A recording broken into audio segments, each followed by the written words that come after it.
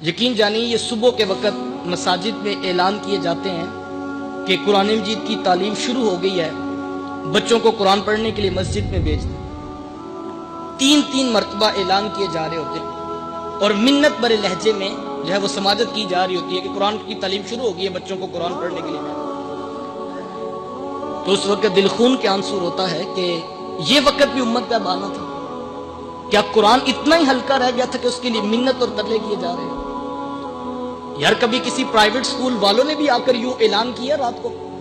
کہ صبح بچوں کو سکول ٹائم سے بھیجیے گا؟ کیا قرآن اتنا ہلکا رہ گیا تھا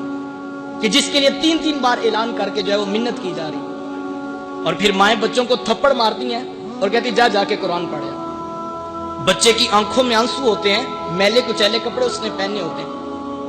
اور بعض اوقات رات کپڑوں میں پیشاب کیا ہوتا ہے اور وہ انہی ناپاک کپڑوں میں مسجد کی طرف آ رہا ہوتا ہے، اور ہاتھ میں اس کتاب کا پارا ہوتا ہے جس کے بارے حکم ہے لا یمسہ الا المطہرون، اس کو بے وضوئی کی حالت میں چھو بھی نہیں سکتے، اور پھر جو مساجد کے اندر کی حالت ہے وہ بھی ناگفتہ بے ہے۔ ایک قاری صاحب ہیں، 60 بچے ان کے سامنے بیٹھے ہیں،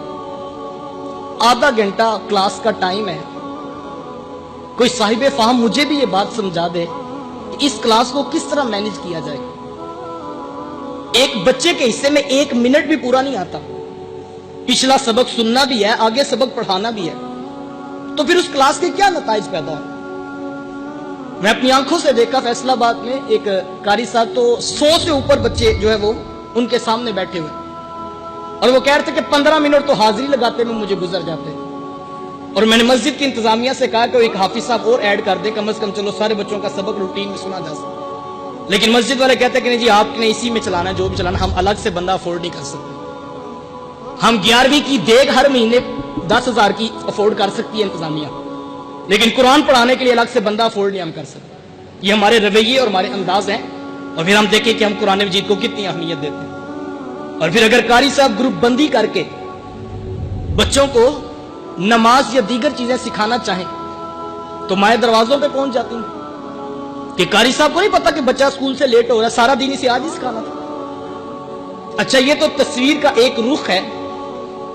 اب تصویر کا دوسرا رخ بھی ملاحظہ کیجیے۔ وہی بچہ جب گھر واپس پلٹتا ہے، ماں جلدی سے اسے پکڑ کر نہلاتی ہے، رات سے یونیفارم پریس کیا تھا کہ کہیں واپڈا والے لائٹ نہ بند کر دیں اور بچہ صبح اسکول جانے میں لیٹ نہ ہو، اسے پریس یونیفارم پہناتی ہے، اس کی آنکھوں میں سرما، اس کے بالوں میں تیل لگاتی ہے، ٹائی اس کو اسکول کے یونیفارم کی دی جاتی ہے، بیچ اس کو اسکول کے یونیفارم کا لگایا جاتا ہے، پالشڈ شوز اسے دیے جاتے ہیں، جرابیں اسی رنگ کی دی جاتی ہیں جو اسکول والوں نے بتائی ہیں، اور اس کھیل میں امیر غریب دونوں جو ہے وہ پوری تیزی سے آگے بڑھے۔ میں نے غریب ماؤں کو بھی دیکھا جن کے بچے کے پاس صرف ایک شرٹ ہے، تو ماں آتے ہی بچے کو پکڑ کر وہ پکڑتی ہے، شرٹ اتارتی ہے اور سرف میں ڈبو دیتی ہے کہ صبح میرا بچہ صاف یونیفارم پہن کے جائے اسکول،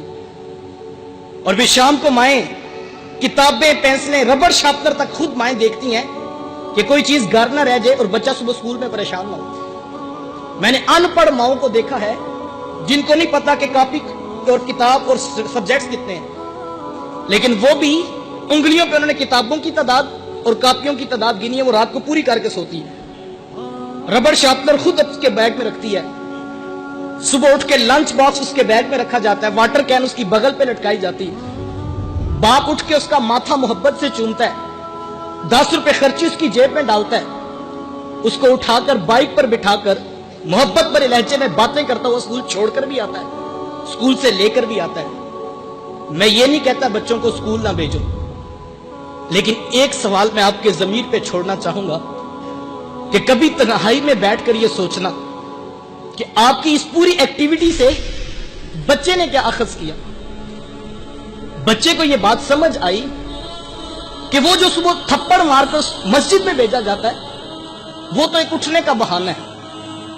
وہاں تو 3 دن بھی چھٹی ہو جائے نہ قاری صاحب کی طرف سے پیغام آتا ہے، نہ ماں باپ پریشان ہوتے ہیں کہ تو 3 دن مسجد کیوں نہیں گیا۔ اور یہ اصل کام ہے جس کے اوپر پورے خاندان کی توجہ لگی، باپ خرچی بھی دیتا ہے، ماتھا بھی چومتا ہے، ماں پیار کرتی ہے، اسکول جاتے وقت جو ہے وہ خوبصورت لباس دیتی ہے، صاف ستھرے جو ہے وہ کپڑے دیتی ہے، عید والے دن بھی چچا تایا بھی ملاقات کریں تو پہلا سوال پوچھتے ہیں تیری کلاس میں پوزیشن کون سی آئی ہے؟ تو اس کو سمجھ آئی کہ اصل کام یہ ہے جس پر پورے خاندان کی توجہ لگی. تو پھر کل کو ماں باپ آ کر جو ہے وہ گلہ کرتے ہیں کہ جی بچہ ہماری بات نہیں مانتا ہے, یہ باپ کے آگے بدتمیزانہ لہجے میں بات کرتا ہے, ماں کا یہ گستاخ ہے. باپ کی آنکھوں میں آنسو ہوتے ہیں اور وہ کہتا ہے کہ میں جو ہے وہ 16 گھنٹے محنت کر کے اس کی فیسیں بھری ہیں اور آج یہ دوستوں کو تو ترجیح دیتا ہے لیکن اس کی نگاہوں میں باپ کی کوئی عزت نہیں ہے. تو میں کہتا ہوں جناب آپ کیوں خفا ہو رہے ہیں؟ آپ نے جس چیز کی فی پے کی ہے وہ ریزلٹ کارڈ تو آپ اٹھا کے دیکھ لیں. آپ کیوں پریشان ہے کہ آپ کی محنت ضائع ہوئی؟ آپ کی محنت تو نہیں ضائع ہوئی. آپ نے فیس دی ہے کیمسٹری پڑھانے کی, فزکس پڑھانے کی, بایو پڑھانے کی, ریاضی پڑھانے کی. تو آپ رپورٹ کارڈ دیکھ لیں, وہاں پر تو پرسنٹیج 80 سے تجاوز کر رہی ہے. آپ کہتے ہیں یہ میری بات نہیں مانتا, یہ ماں کے ساتھ بدتمیزانہ لہجے میں بات کرتا ہے. تو صاحب معذرت کے ساتھ پورا اسکول کا سلیبس اٹھا لیجئے, آپ دیکھیں کتنی پرسنٹیج ہے, کتنی چیپٹرائزیشن ہے جو اخلاقیات اور آداب والدین سکھاتے ہیں. صاحب پوری کیمسٹری کھنگال مارو, کیمسٹری نہیں بتاتی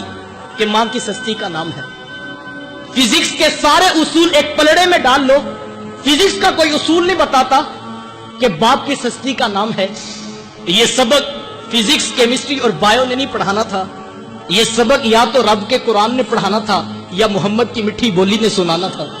لیکن ہم نے نہ بچوں کو قرآن پڑھایا نہ بچوں کو حدیث پڑھائی,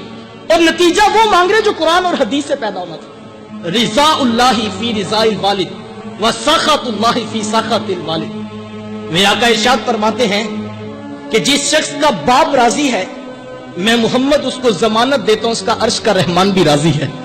اور جس کا باپ ناراض ہے اس کا عرش کا رحمان بھی ناراض ہے. کیا خیال ہے جس نے یہ لہجہ اور یہ 10 ماں کی گٹی میں اور باپ کی آغوش میں حاصل کیا ہو تو مجھے بتائیں کیا کبھی اسے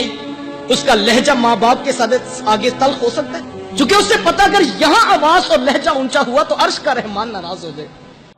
اس ویڈیو کو شیئر ضرور کریں,